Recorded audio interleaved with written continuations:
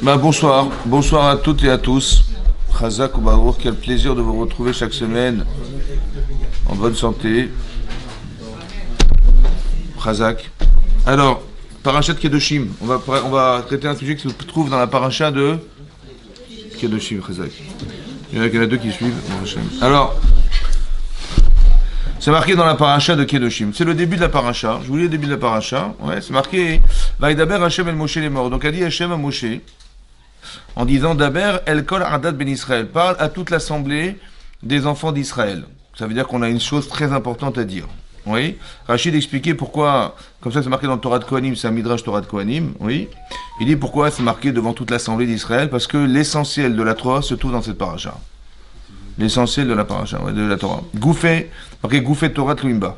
Donc le corps de la Torah, il dépend de cette paracha. Ok? Et c'est Martha et donc dis-leur, Kedoshim Tiyu. Hachem nous demande d'être Kedoshim, ouais, d'être saint. Ki Kadosh Ani. Il faut être Kadosh parce que Hachem est Kadosh. Ça va? Ani Hachem Elokechem, je suis votre Dieu. Donc on nous demande d'être saint parce que Hachem, il est saint. Ça va? Est-ce que vous comprenez? Très bien. Non, j'ai compris, vous comprenez français, mais est-ce que vous comprenez comment c'est possible qu'on soit Kadosh comme Hachem? C'est une question. Comment tu peux être Kadosh comme Hachem? Tu peux être saint comme Dieu, hein? Est-ce que Dieu il a un petit Yetzirah à lui? Il en a ou pas? Bon, bah, ça va être compliqué. Franchement, c'est pas. Il faut être Kadosh, mais parce que je suis Kadosh. Alors, qu'est-ce qu'il a voulu dire? Je suis Kadosh. Ouais, il faut être Kadosh parce que je suis Kadosh. Ça veut dire quoi pour vous? Hein? Comment? Comment? Ah, le plus?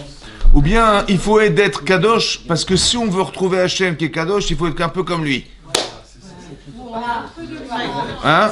Ah oui, il faut un petit peu. Ça veut dire que si on veut... Hachem dit, écoutez, si vous voulez qu'on se retrouve, il faut être Kadosh. Hein, sinon, on va pas y arriver. Bah, oui, parce qu'il dit, soyez Kadosh parce que je suis Kadosh. Bah, ça veut dire que il y a quelque chose qui nous... Mais qu'est-ce qui est Kadosh en nous? Qu'est-ce qui est saint en nous? Ouais, notre âme. Ouais, notre âme, elle est Kadosh. Et donc le vrai problème, il est là, ouais. C'est-à-dire qu'on va essayer d'atteindre un niveau de Kedusha. On va essayer de définir ce que c'est que la Kedusha. Ouais. Et donc la Torah, elle démarre comme ça. Qu'est-ce que c'est que la sainteté? Ça va? Alors c'est marqué Ishimo va viftiraou. Je vous lis ce qui est marqué dans le texte. Hein. Donc il y a marqué un homme, sa mère et son père vous craindrez. La première chose, c'est la crainte de ses parents, la crainte de sa mère et de son père.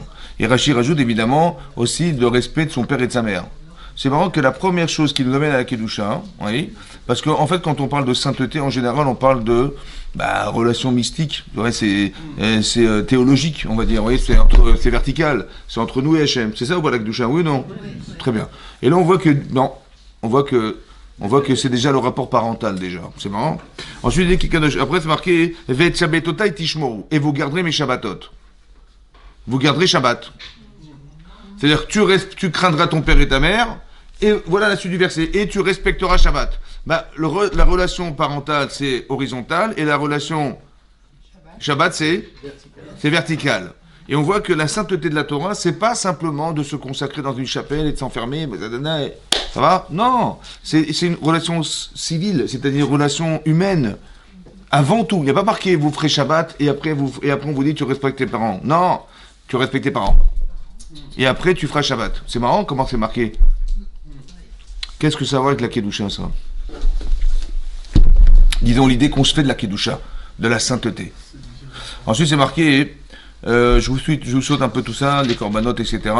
Ensuite, c'est marqué, il faut pas, vous savez que dans les champs, normalement, il y a des récoltes qui sont cultivées dans les champs. Et on doit absolument rester et conserver, un coin de son champ pour les pauvres. Voilà ce qui est marqué. Donc, il est marqué la PA, ce qu'on appelle la PA. Ouais, la perruque. Non, la PA, la PA, c'est le coin de sa maison. Ouais. La PA, parce que comment on écrit PA? PA, ça fait? Ça fait papa. Mais non. Il est marqué au kit serein, l'hôtel-laquette, c'est la seule l'hôtel-laquette. Donc, il a fait PA, ce fameux coin de champ qu'on réserve aux pauvres. L'hôtel-laquette, il ne faut pas la cultiver, l'accueillir.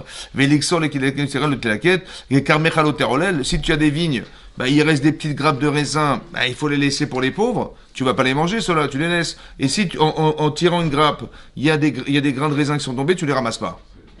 Pareil, les quêtes, ça veut dire que si tu as coupé des gerbes et quelques-unes sont tombées au sol, tu les laisses, tu les touches pas, ceux-là. Etc., etc., etc. D'accord, la guerre t'azovotam. Donc tu les laisseras pour les pauvres, le guerre, l'étranger. T'azovotam, tu les laisseras là-bas, ni Hachem, je suis Hachem. L'otignovu, faut pas voler. Ouais, on parlait des vols, justement, de Air France et tout ça. Alors il faut pas voler. Quand il y a des grèves, faut pas voler. Quand les outils envoient des bombes, il faut pas voler. L'otignovu, il faut pas voler. Il faut pas voler, ça veut dire... faut pas mettre la main dans la poche des autres. L'autre kachachou, ne reniez pas. Velo te chakrirouj bamito. Et ne mentez pas un homme face à son prochain. Parce que Rachid expliquait quand on commence à voler, on va renier. Et quand on va renier, on va jurer en vain, on va jurer alors que c'est un vrai mensonge. D'accord? L'otishbo beshme la shaker, vichilata et Hashem elokera. Donc si tu jures au nom de Dieu et que c'est faux, c'est désacralisé au nom de Dieu. L'ota achok et reacha velotixon. N'exploite pas, n'escroque pas ton prochain, le tixon et ne prend pas en cachette dans la poche des gens. C'est le vol, parce qu'il y a la gneva et le gezel. Le gezel, il y a des gens qui roulent au gezel ici.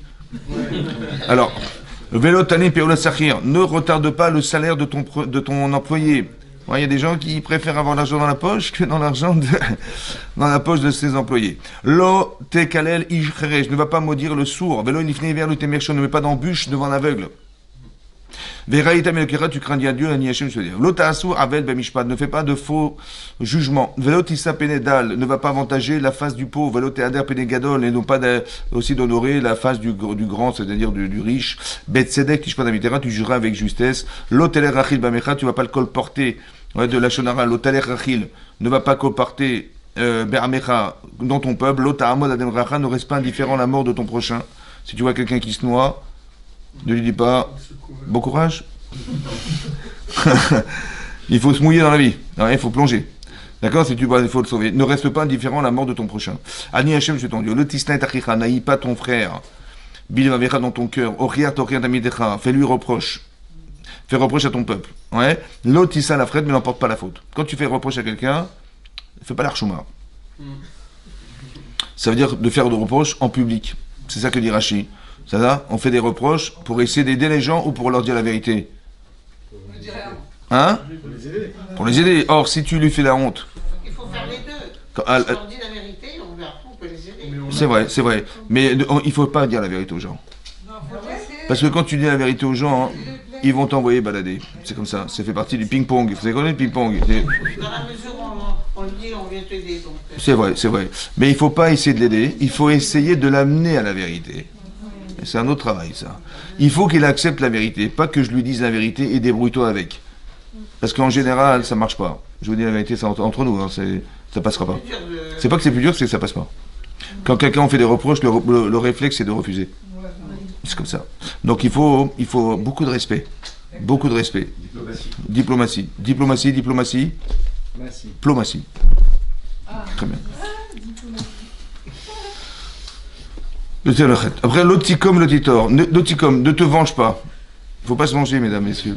Vélotitor, il n'est pas de rancune. Aïe, wahalas.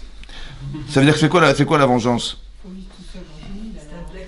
Hein, c'est trop dur, c'est trop dur. Ne pas se venger et ne pas tenir rancune. Alors, à l'Agma, dans Baba Kamel explique, ne pas se venger. Par exemple, vous allez voir votre voisine, mesdames, ou votre voisin. Je fais avec le bruitage.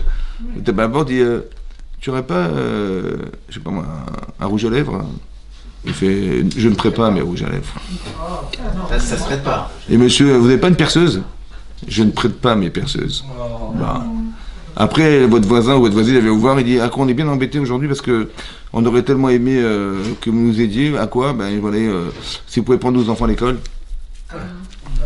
Ce matin, exceptionnellement ce matin. Alors, ne te venge pas, ne lui dis pas, va, ta mère, elle s'appelle comment? Tamar? Va chez Tamar. C'est-à-dire, non, ne lui dis pas, dis pas, non mais attendez, j'ai pas compris. Je vous ai demandé votre rouge à lèvres, vous vous rappelez, vous m'avez dit non. Vous n'avez pas rêvé que je vais vous presser, je vais vous rendre service. Ou je vous donnerai la perceuse. Et tu m'as dit non, en rêve, c'est de la vengeance ça. C'est-à-dire que je dis, écoute, ou la rancune, c'est-à-dire, tu vois, je suis pas comme toi, moi. Tu vois, moi je vais t'aider. Je suis pas comme toi que tu m'as refusé ça et tu m'as refusé ça. Moi je sais pas. Ça s'appelle la rancune, ça. Et on croit qu'on éduque les gens. En fait, on est rancunière ou on est rancunier. Il reste quelque chose. Hein? Donc on va lui prêter, on dit rien. Voilà. Ben, il faut comprendre la bêtise humaine. C'est elle a refusé, ou bien elle pouvait pas, ou alors je trouve des circonstances atténuantes. Ça s'appelle être Dan, les caves de croûte. dans les caves de route. Mais ça s'appelle juger favorablement les gens. Quand on a un bon cœur, ouais, alors on met en sandwich. C'est-à-dire, quand on a un bon cœur, on pense toujours le bien des autres. On dit, ah bah il a pas pu, elle supporte pas que je lui emprunte son truc, je sais pas moi. Ça va? Mais en tout cas, on ne doit pas ni avoir de rancune ni de se venger. L'autre, comme le titre de tu aimeras ton prochain comme toi-même. Voilà. Tout ça pour nous dire au final, il faut aimer son prochain. Très bien. Alors on va se poser des questions. Moi j'aime bien réfléchir. Je ne sais pas si vous aimez réfléchir. La Torah nous donne une flopée d'interdictions. Tu as vu tout ce qui est marqué, ne fais pas ça, ne fais pas ça, ne fais pas ça. Pour finalement nous dire, il faut aimer son prochain.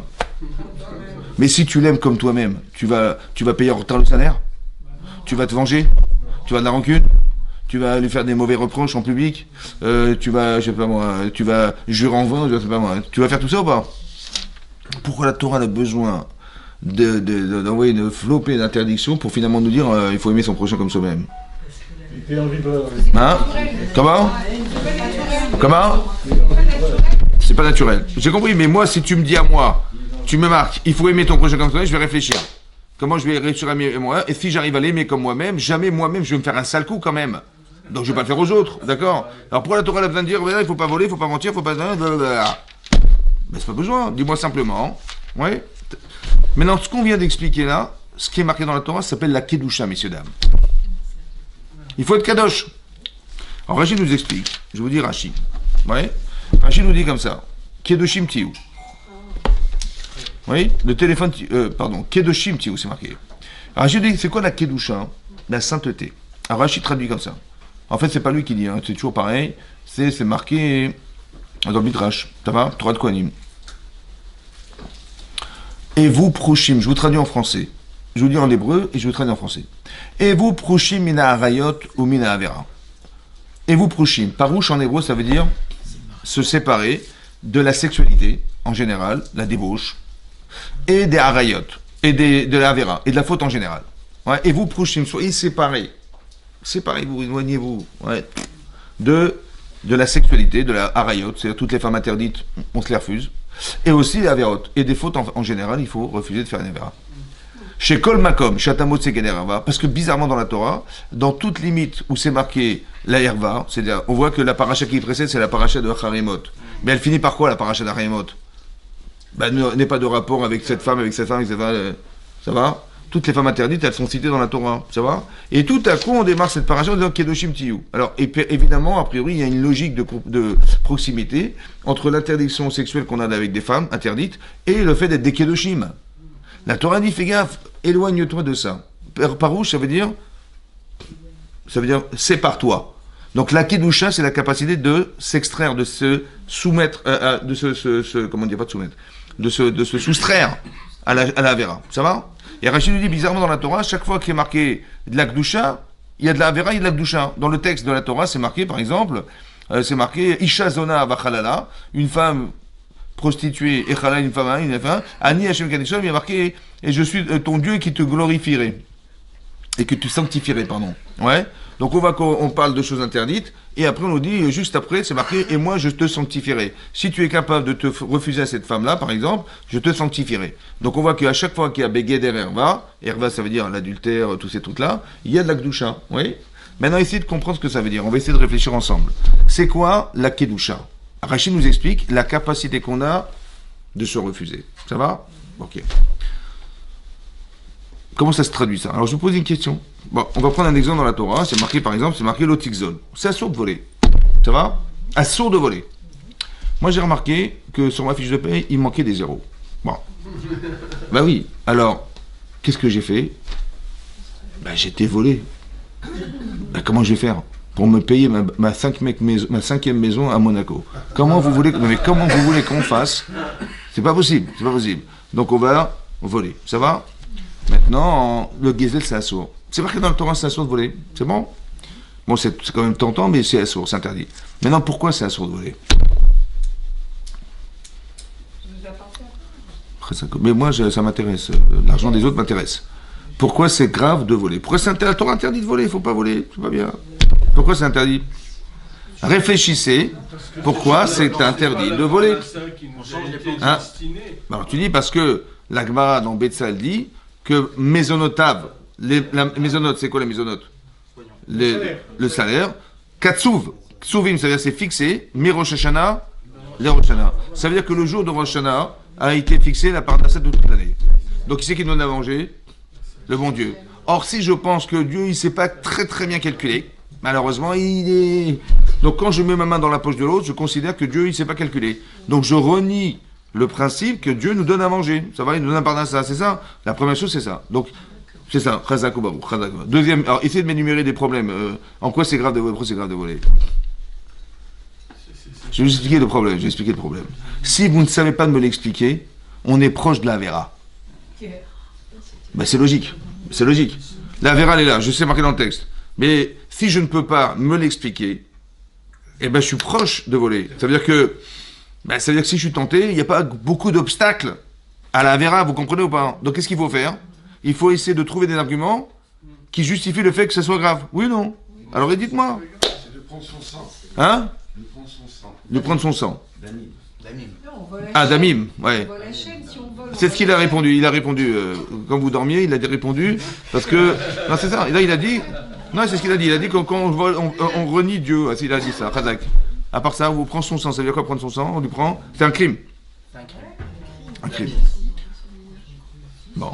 Est-ce que, comment vous dire? Est-ce que vous êtes fier de porter quelque chose que vous avez volé? Non. Est-ce que j'aimerais bien, si je vole, c'est que je considère qu'on peut me voler. Est-ce que socialement c'est viable? Vous sortez dans la rue, mesdames, on vous vole votre sac à main, l'autre, la voiture, elle est disparue. Mais elle était là, attends, je suis pas arrivé, je l'ai garée là, elle est plus là. Ça, c'est invivable, vous avez compris? Donc socialement, le vol, c'est socialement impossible. Vous avez compris? À part ça, etc. Donc, qu'est-ce que je suis en train de faire en disant ça? Qu'est-ce que j'énumère? Qu'est-ce que je fais? En fait, c'est ce que je fais? Je m'éloigne. Je peux pas voler. Parce que si je vole, on va voler. Et donc je m'éloigne. Ok. Au début, c'était comme ça, vous voyez? Le vol, il est là. Je dis, je peux pas voler.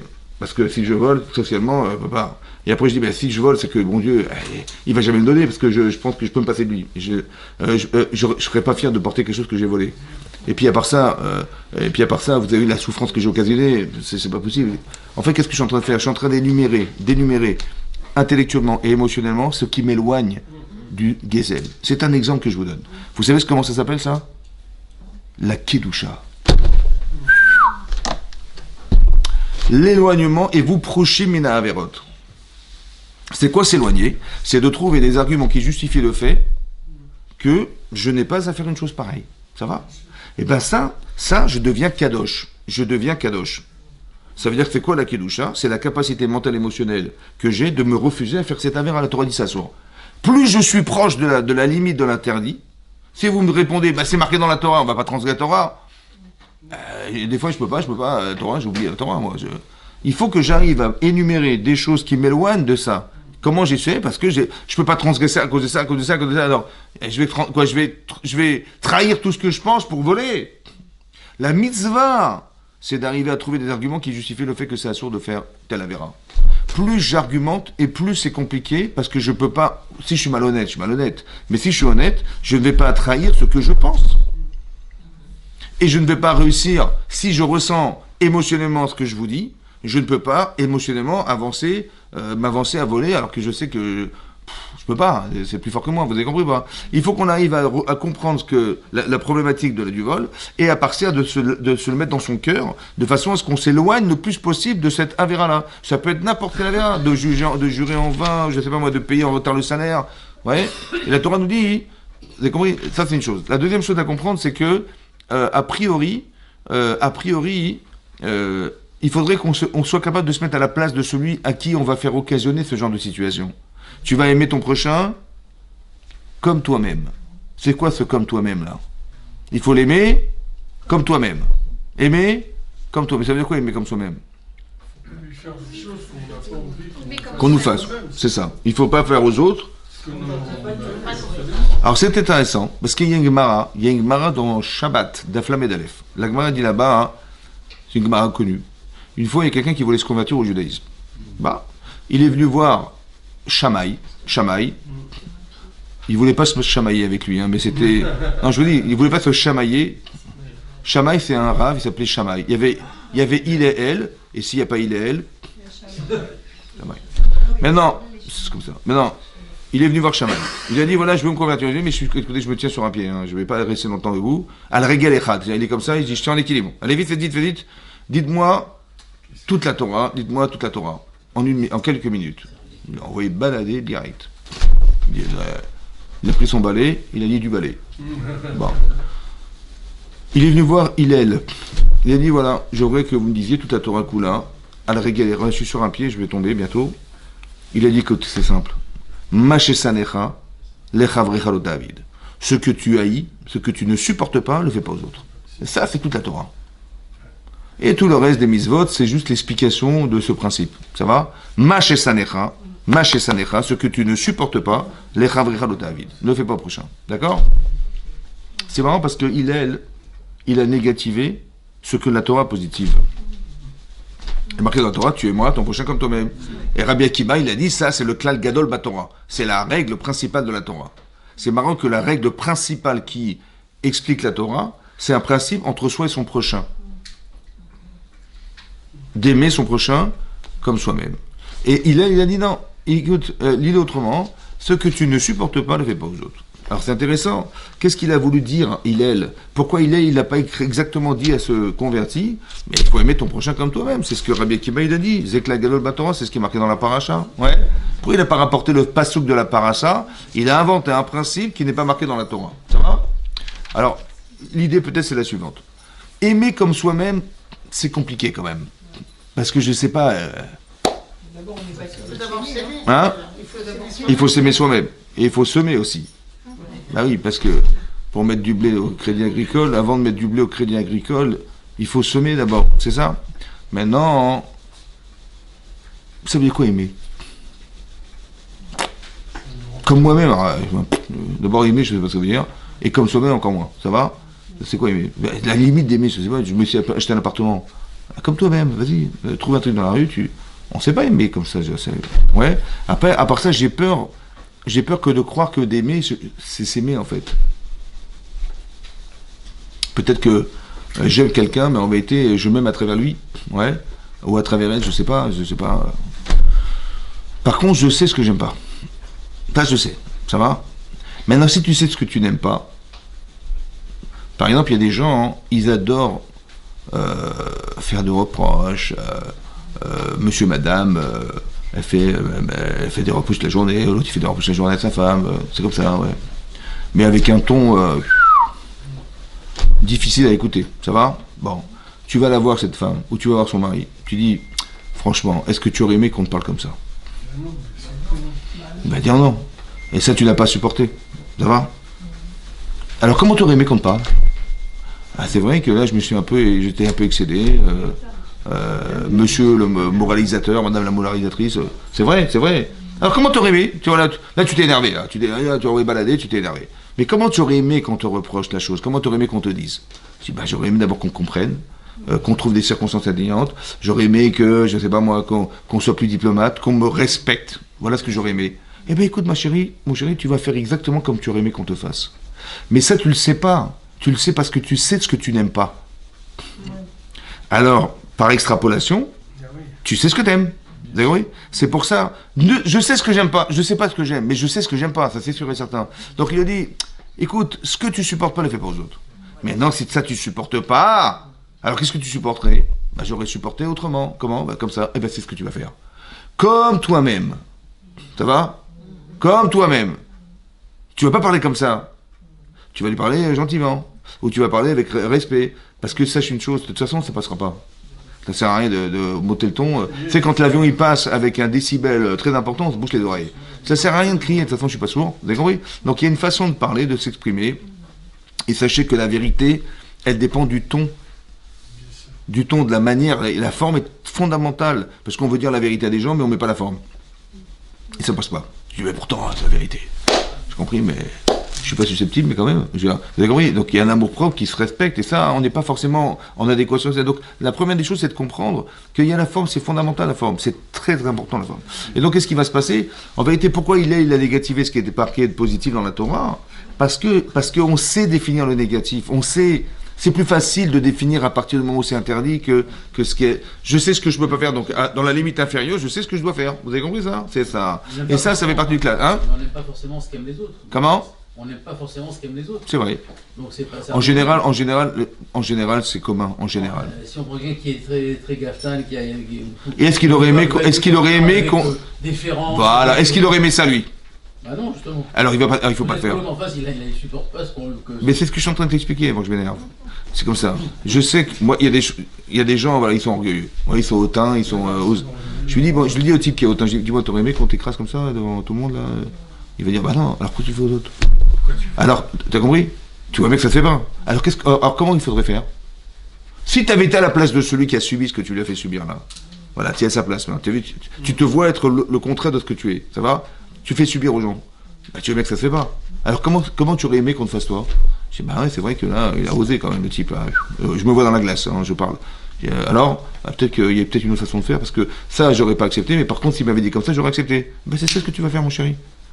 Comme toi-même. C'est-à-dire, comme tu aurais aimé qu'on te fasse. C'est ça, tu aimeras ton prochain comme toi-même. Tu as compris ça? Mais je pense que instinctivement, les gens, ils positivent pas la valeur de quelqu'un. Ils pensent plus les reproches, c'est la vrai, négation. c'est ça. Que quelqu'un, il a plein de facettes. Ouais. Au lieu de regarder le bon côté positif, c'est pour ça que c'est pour ça que Rabbi Lazar ben Arach, il a dit que la vraie qualité, c'est pas d'avoir un bon œil, ou d'avoir un bon voisin, ou d'avoir un bon ami, ouais, mais d'avoir un bon cœur. Parce que c'est le cœur qui articule tout, ça va? Quand on a des vraies vertus, des vraies qualités humaines et émotionnelles, alors on peut voir différemment. C'est pas de voir, parce que l'œil il voit, mais en vérité, il va traduire la situation en fonction des émotions. Vous avez compris? Et même le cerveau, il est tributaire des émotions. Donc l'essentiel est dans le cœur. Le Yetzer Hara, il est dans le cœur de la personne. Donc c'est ça qu'il faut contrôler. C'est ça le left-off. Quand on a un bon cœur, on dit non, pourquoi tu juges comme ça? Il faut juger favorablement. Parce qu'on est bon, on fait partie de la tranche des gens bons, nous on ne fait pas partie. Non mais c'est vrai.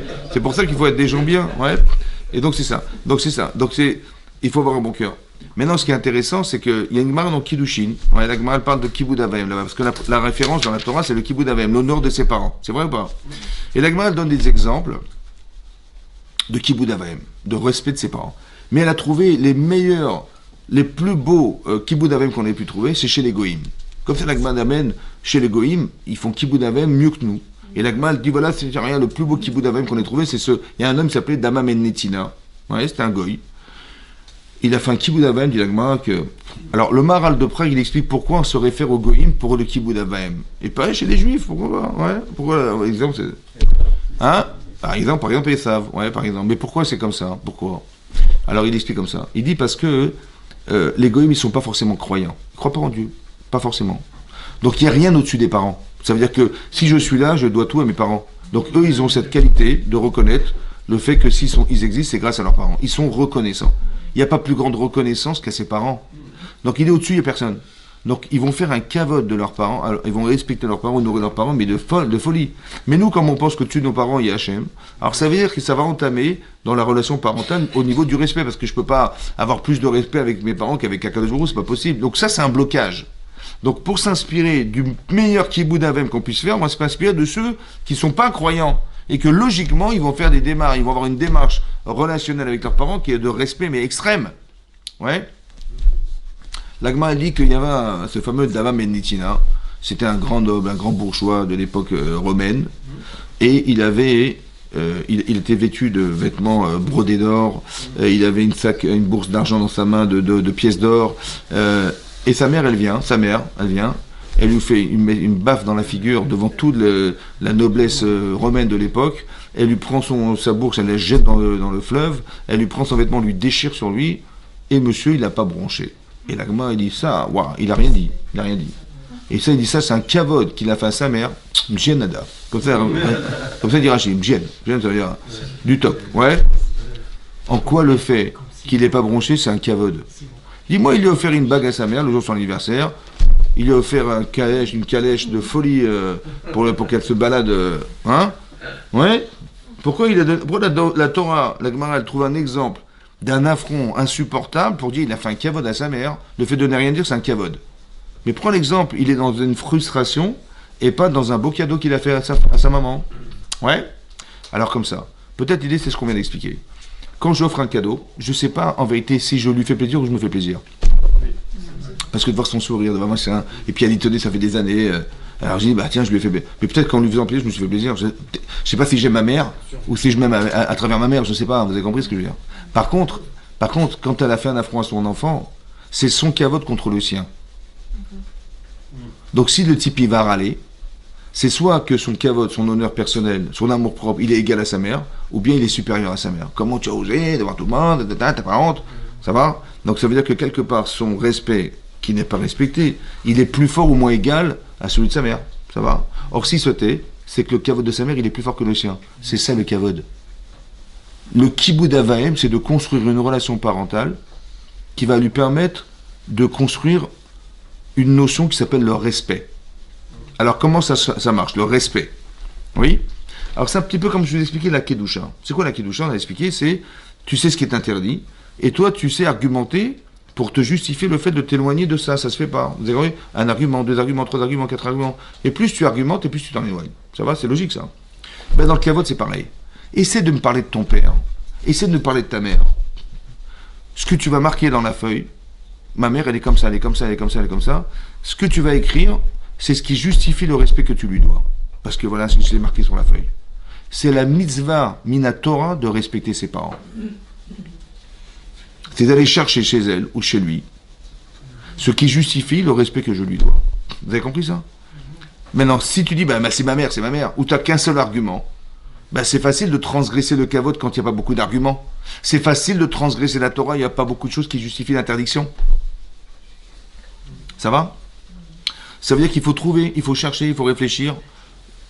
Tu me donnes des raisons, je sais pas moi, ton géniteur c'est ton père, ta mère, ils ont supporté ce que tu faisais, ils t'ont nourri, ils t'ont amené ils t'ont scolarisé, ils t'ont payé la scolarité, ils t'ont payé d'avoir un métier, d'avoir te marier, machin. C'est du respect, ça, oui, non? Ben ça justifie le respect. Mais c'est ces arguments-là qui vont justifier, vous comprenez? Plus tu alimentes, plus tu concentres des paramètres qui justifient ça, et plus tu vas respecter ta mère et ton père, c'est comme ça, ouais.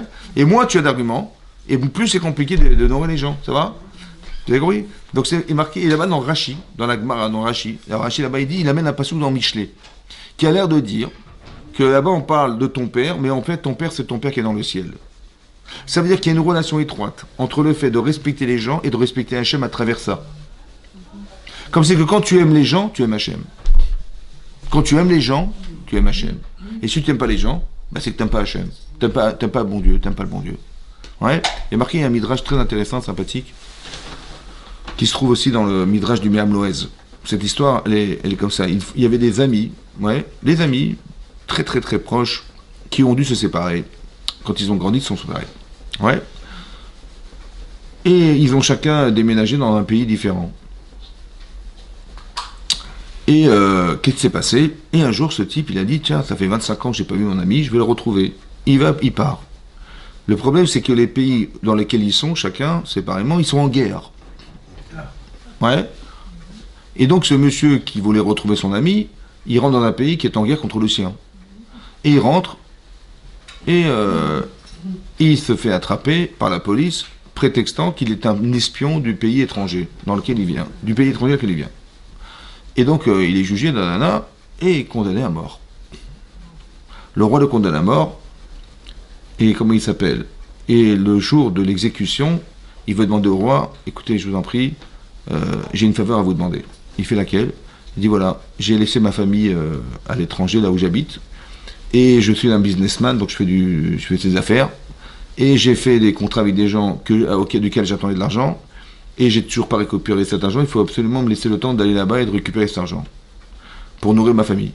Il va dire, qui me dit que tu vas venir? Tu vas partir, qui me dit que tu vas revenir? Il a dit, voilà, j'ai un bon ami qui habite dans ce pays-là, et lui, je suis sûr qu'il se portera garant, il acceptera d'être en prison à ma place le temps que je revienne. Il a dit pourquoi? Parce que si vous me tuez, bah vous n'allez pas seulement me tuer, vous allez tuer ma famille parce qu'ils n'ont pas de quoi manger, ils vont mourir de faim. Ouais. Voilà ce qu'il a dit. Il dit ok, donc on a trouvé ces fameux amis qui le recherchaient depuis le temps, et donc il est venu, et effectivement il a accepté d'aller en prison à sa place. Et donc le roi il a dit écoutez, je vous laisse un mois jour pour faire votre aller-retour, mais si vous revenez pas dans un mois, je tue votre ami. Bon. Il dit ok, donc le type il accepte, malgré tout, il accepte d'être là en prison, et que l'autre il fasse un aller-retour pour régler ses affaires. Et donc, arrive le jour J, et le type est toujours pas rentré. Alors on prend son ami, on le sort de la prison, et on le met donc à l'échafaud, ouais, et le bourreau il sort sa hache pour lui couper la tête, et tout à coup dans le public, il y a un type qui lève la main, il dit non mais voilà, j'arrive. Et donc il a dit voilà, je suis arrivé, excusez-moi, j'ai eu du retard. Et l'autre l'ami, il dit non, je suis désolé, tu arrives en tête, tu devais venir ce matin, t'es pas venu, c'est moi qui vais mourir à ta place. Mais c'est moi qui est condamné d'espionnage, c'est moi qui est. On va tu rigoles ou quoi? Et il se bagarre, et chacun il voulait mourir pour l'autre, quoi. Alors le roi il a dit stop, arrêtez-vous là. Il a dit je veux pas vous tuer. Il dit pourquoi? Il a dit parce que j'ai envie d'être votre ami. C'est quand il a vu l'amitié qu'il y avait entre ces deux-là, il a dit ouais, l'un il voulait mourir pour l'autre. Waouh. Il dit mais vous êtes des amis extraordinaires, mais j'ai envie d'être votre ami, tu vois. Ça c'est le machal. Le nimshal, ce qu'on tire de là, c'est qu'Hachem il dit quand Hachem il nous voit comme ça, amis comme ça, il a envie d'être nos amis. C'est-à-dire que Ve'av talcha kamorad, d'aimer son prochain comme soi-même, ouais, ça donne envie à Hachem. Vous avez compris que l'inverse, chas v'shalom, ça sépare les gens, donc ça nous sépare d'Hachem. C'est pour ça que le temple il était détruit à cause. C'est-à-dire que vous avez compris, il y a des parallèles. Tu vas aimer, tu vas respecter tes parents et tu vas faire Shabbat. Comme ça, c'est marqué ici. Ça va? Ça veut dire que dans le passouk, c'est marqué, c'est ça la Kedusha, encore une fois. La Kedusha, c'est d'être capable de ramener Hachem dans ce monde, ouais. Mais pour ça, il faut respecter les mitzvot. Et pour ça, il faut avoir une capacité de résistance à la Vera. De dire non. Mais pour dire non, il faut avoir des convictions. Et pour dire non, il faut avoir été bien éduqué. Et pour dire non, il faut avoir étudié la Torah pour comprendre que ça se fait pas. Et réfléchir pourquoi c'est grave, et pourquoi c'est moins grave, et pourquoi c'est plus grave. Ouais. Et ça nous permet de nous retenir. Ouais. C'est ça qui est marqué. Ça, c'est l'explication de Rashi. Le Ramban, il explique autrement. Le Ramban, il dit que la Kedusha, c'est quoi? Kadesh atzmecha bemutar lecha.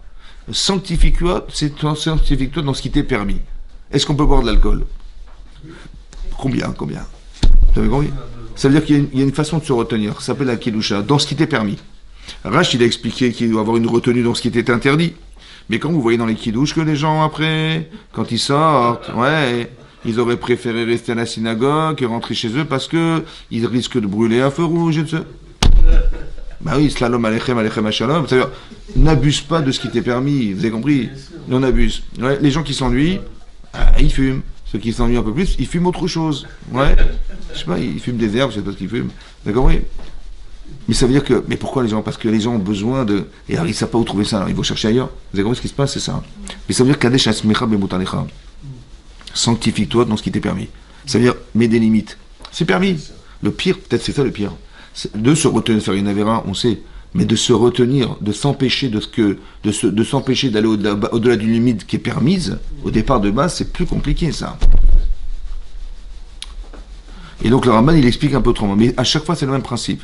Comment tu vas te sanctifier quand tu es capable de te maîtriser? Tu as compris? Il y a un self-control. Quand tu te maîtrises, tu es kadosh. Si tu ne te maîtrises pas, c'est ton Yitzhara qui te maîtrise. C'est comme ça. C'est soit dans l'interdiction, soit dans ce qui t'est permis. Le Yitzhara, il te pousse à faire une avéra. Ouais, comment? Il dit, vas-y, mais c'est permis, ça, ouais. En fait, des fois, des gens ne tiennent pas compte de leur santé parce que ce qu'ils vont consommer, ce qu'ils vont manger, c'est permis. Mais ils abusent, tu vois, et on abuse. Alors il dit, non, mais connais tes limites, sache déterminer ce qui est bon pour toi de ce qui l'est moins, et sache mettre des limites dans ta vie, c'est comme ça. Ça, c'est d'après le Ramban. Rashi nous dit non, c'est ce qui a marqué, que la paracha qui précède, c'est l'adultère. Eh ben, Kadesh Atzmecha, fais gaffe, ouais. Et donc ne rentre pas dans ce jeu-là. Parce qu'il y a des gens, ils vont se trouver, s'ennuyer dans leur couple, ils vont trouver une autre femme ou un autre mari, un autre bonhomme à côté, ils vont avoir leur mari à la maison et un amant en face, ouais. Ou alors l'homme, il a sa femme, il a à côté autre chose, ouais. C'est pour ça que la sota, ouais, on lui fait un test. Pourquoi on lui fait un test? Parce qu'elle a un amant, ça s'appelle l'Ancien Testament. C'est ça, c'est pour ça, ouais. Et c'est pour ça qu'il faut faire attention à ça. Kadesh atzmicha beutalecha. Ouais, regarde, fais gaffe à ce que tu regardes. Parce que l'œil, il regarde, mais le lèvre, il est chomed. L'œil, il regarde, mais le cœur, il désire. Et fais gaffe, parce que quand tu regardes, ouais, ça amène de la touma, ça. Ça veut dire que quelqu'un, il va voir des choses, et après, il s'étonne qu'il est attiré par certains trucs. Il faut faire attention. Donc, soit sanctifie-toi, ça veut dire, sache que tu as des limites. Chacun, il connaît ses limites. Tu te retires, ça va? C'est ça. Et c'est c'est ça qui est marqué ici, ouais, que le Kibboud Avaim, ça veut dire que, peut-être que pour honorer Hachem, ou pour le craindre, il faut être capable de honorer son père et sa mère. Il faut aussi être capable de craindre sa mère et son père. Pourquoi c'est important ça? Parce que, en fait, c'est difficile d'aimer Hachem. C'est difficile de respecter Dieu. C'est difficile de l'honorer, c'est difficile de le craindre. C'est difficile parce que je ne vois pas, on voit rien. C'est une croyance. Alors Hachem il dit comme ça. Respecte tes parents. Tu as vu comment concrètement tu as pu le faire? Tu l'as pas inventé, cet amour, ce respect. Eh bien, tu vas faire exactement la même chose. Tu veux dire que tu vas concrétiser ce rapport parental qui va te permettre de basculer sur Hachem. Parce que si déjà tu aimes tes parents pour ce qu'ils ont fait pour toi, alors Hachem, c'est a fortiori. Mais cette relation, elle doit se construire sur une base qui est déjà fondée. Et tu t'appuies sur elle, pas trop dur, mais t'appuies, pour arriver à basculer sur Akadosh Baruch Hu. C'est pour ça que c'est marqué Kibboud Avim et après le Shabbat. C'est-à-dire que c'est à la fois pratique, c'est à la fois concret, et le Shabbat, c'est théorique. Tu vas honorer le Shabbat, c'est-à-dire fêter la finalité de la création du monde. Mais ça, c'est théorique. Mais par cette théorie-là, que tu as respectée, tu peux la respecter parce que tu sais respecter. Tu peux aimer Hachem que si tu sais aimer. Si tu sais pas aimer les gens, bah tu peux jamais aimer Hachem, c'est impossible. Les gens ne sont pas construits pour aimer. Comment tu veux qu'il arrive? Comment tu veux lire le pasouk d'aimer Hachem de tout ton cœur et toute ton âme? C'est impossible. Il faut apprendre à aimer, ouais. Il faut aimer sa femme, il faut aimer son mari, il faut aimer ses enfants, il faut aimer les amis, il faut aimer ses voisins, il faut aimer. Donc toute la variété, tout l'éventail large de l'amour permet d'arriver à comprendre qu'on peut aimer. Si tu sais te l'expliquer avec tes voisins, avec tes amis, avec ta femme et tes enfants, tu peux te l'expliquer très bien avec Hachem. Te l'expliquer, ça veut dire que ce qui justifie l'amour que tu as vis-à-vis d'eux, c'est pour ça que le Raphaël Vital, il expliquait que le plus grand aimer son prochain comme soi-même, c'est en couple. Il dit qu'en couple, on peut accomplir toute la Torah Kula, parce que la personne qu'on doit aimer le plus au monde, ouais, bah c'est sa femme et son mari, c'est comme ça. Il n'y a pas plus grand il n'y a pas plus grand amour profond qui peut se trouver que dans les couples. Ça va? C'est ça. Normalement, c'est comme ça. Ça veut dire que, et c'est ça qui est marqué. C'est pour ça que dans les Sheva Brachot, qu'on dit à la fin du mariage, ouais, on dit 7 Brachot. Et parmi ces Brachot, c'est marqué Samer Te Samar. On demande à Hachem de réjouir Re'im à Aouvim. Vous avez vu Re'im? Re'im, c'est quoi Re'im? Des amis. On parle des amoureux. Mais en fait, pourquoi c'est marqué? Au lieu de dire ces fiancés et fiancés qui vont se marier, on dit Re'im des amis. Les Re'acha Kamocha. C'est la même. Vous avez vu qu'on a réutilisé le mot Re'acha. Re'im Aovim qui est Samechacha Yetzirecha Began Eden Mikadem. Quand tu as réjoui tes créatures dans le Gan Eden. Mais c'est marqué Re'acha. Vous avez vu? Re'im Aovim. Des amis qui s'aiment. En fait, on parlait du couple.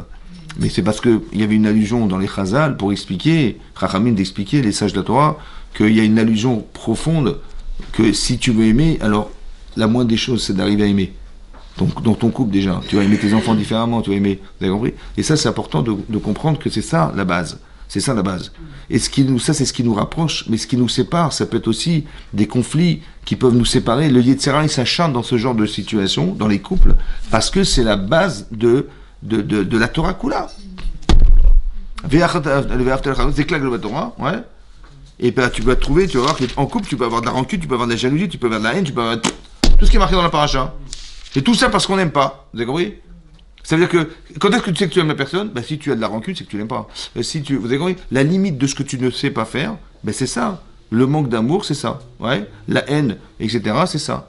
Ben, la haine, c'est ça. Ça veut dire que si on a donné une flopée d'interdictions, c'est pour nous dire, ça, c'est ce qu'il ne faut pas être. C'est ce que tu n'aurais pas supporté qu'on te fasse pour toi. Pourquoi il y a une flopée d'interdictions au départ? Parce qu'on ne sait pas ce que veut dire aimer. Alors on va te dire ce qu'il faut, voilà ce qu'il faut. Vous avez compris? Et ce qui est très intéressant, c'est comme ça. Le passage qui suit après, et tu aimeras ton prochain comme toi-même, c'est quoi? Je vous le lis. Si vous gardez mes choukim, ça veut dire mes lois irrationnelles. Et tu ne peux pas prendre des animaux qui ne sont pas faits pour vivre ensemble. Par exemple, tu vas labourer ton terrain, tu vois, normalement tu prends une vache. Ouais. Bah là tu prends une vache et un âne. Ben, ça ne marche pas ensemble. Ça s'appelle des kilaïm. C'est des animaux qui ne sont pas censés se déplacer ensemble. Sadecha lotizra kilaïm. Et dans ton champ, tu ne mettras pas de kilaïm. Ça va? De kilaïm, ça veut dire ne mets pas du blé et de la vigne en même temps. Non. Ne mets pas des vignes, tu mets des grains de blé et ça pousse ensemble. Ça, c'est interdit d'après la Torah.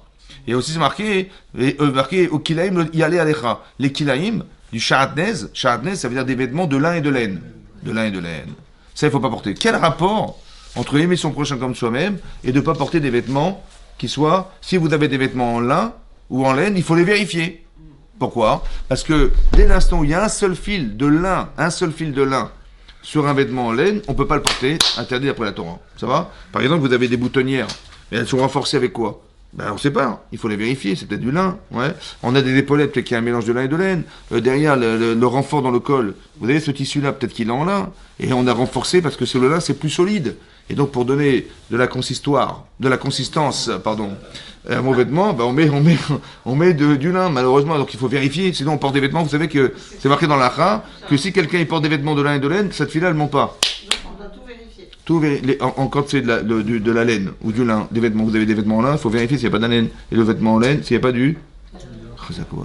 Maintenant, le Gaon de Vilna. Vous connaissez le Gaon de Vilna? Le Gaon. Il a dit en vérité, l'interdiction de porter des vêtements de lin et de laine, d'où elle vient cette interdiction, lui a expliqué. C'est un chok, c'est une loi irrationnelle. Il a dit comme ça. Il y avait Caïn et Abel. Caïn et Abel. Vous connaissez Caïn et Abel? Bon. Caïn, il faisait quoi, Caïn? Son métier, c'était quoi? Hein?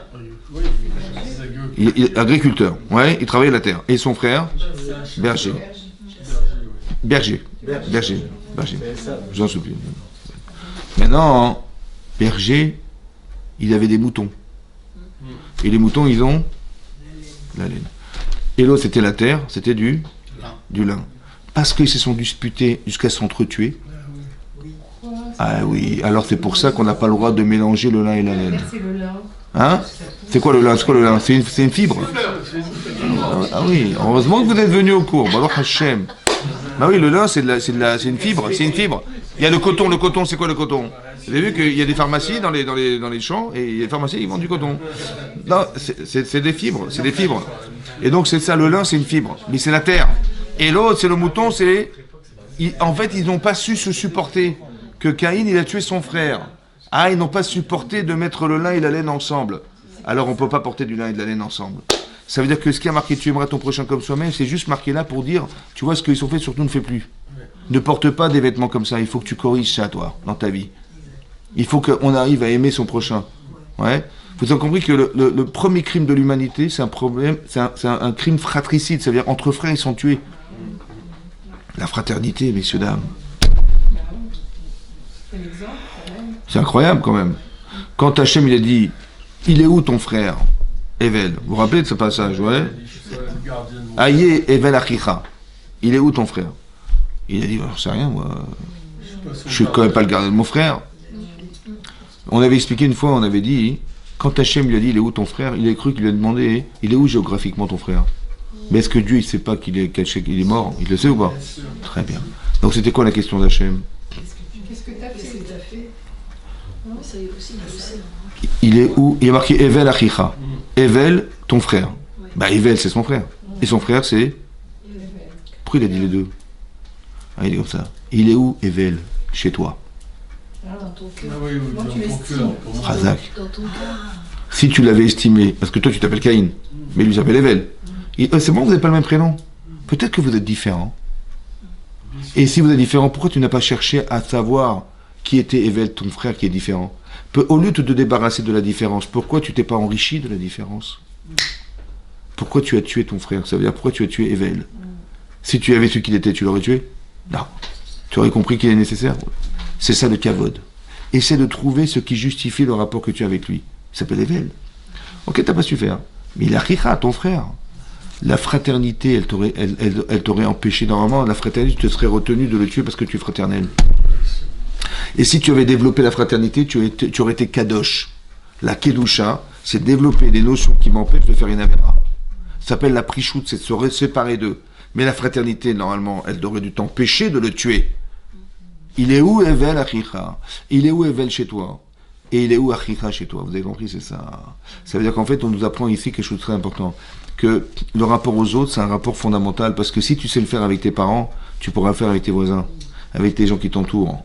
Ça va? Si tu as épousé ta femme, c'est parce que tu as trouvé quelque chose de spécial chez elle qui justifie le fait que tu l'épouses. Si tu as trouvé quelque chose chez ton mari qui justifie le fait que tu l'épouses, non? C'est pas une fille dans la rue que tu as trouvé comme ça, tu vas se marier. Non, tu as fréquenté, tu as trouvé des choses. Tiens, elle est spéciale cette femme-là. Et c'est comme ça qu'on tombe amoureux d'une femme ou d'un homme, c'est comme ça. Ouais. Et donc c'est comme. Et ben ça, c'est la shrina, c'est la présence divine, ça. Mais parce que tu as su trouver des arguments qui justifient le rapport que tu as avec cette personne. Et ben ça fait résider la présence divine, ça. Tu vois, ils se sont aimés, et ben Hachem il est présent. Et quand on se sépare, ben Dieu il est plus présent. C'est-à-dire que la frustration amoureuse, c'est que la shrina elle s'est barrée. Vous avez compris pas? C'est incroyable ça. Parce que l'amour c'est inexplicable. Ça tombe comme ça, on comprend. Mais c'est parce que Hachem il a fait. C'est Hachem qui fait résider. Vous avez compris? C'est ça. C'est ça. Et donc c'est ça, c'est qui a marqué ici que. Et ça s'appelle Akdoucha, ça s'appelle Akdoucha. Je sais pas quelle heure il est, mais bon, je sais pas. Chazak ou Balo. Chazak. Les exemples dans les fratries.